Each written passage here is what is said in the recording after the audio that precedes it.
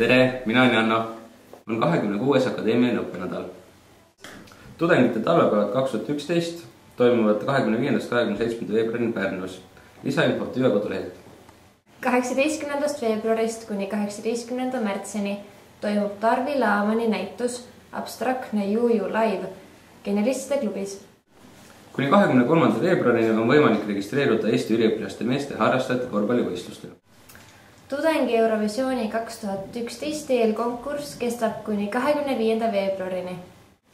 24. 27. veebruarini toimuvad 12. Eesti üliõpilaste ja kõrgkooliteenistujate meistrivõistlused tennises. Saali jalgpalli meistrivõistlused toimuvad 26. veebruaril Eesti Maaülikooli spordihoones. Võistlustele saab registreeruda kuni 21. veebruarini. Vabariigi aastapäeva tähistatakse ka Narvas. Narva kolledž organiseerib transpordi Tartust Narva 23. veebruari õhtul väljumisega kell 18.00. Homme, 22. veebruaril toimub Eesti Maaülikooli peahoones seminar sarjast Mis on arengu mõte, alapealkirjaga Kultuuri seos arenguga.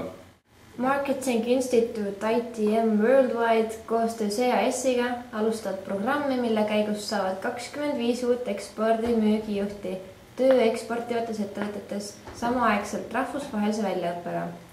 Kandideerumise viimane päev on 25. veebruar.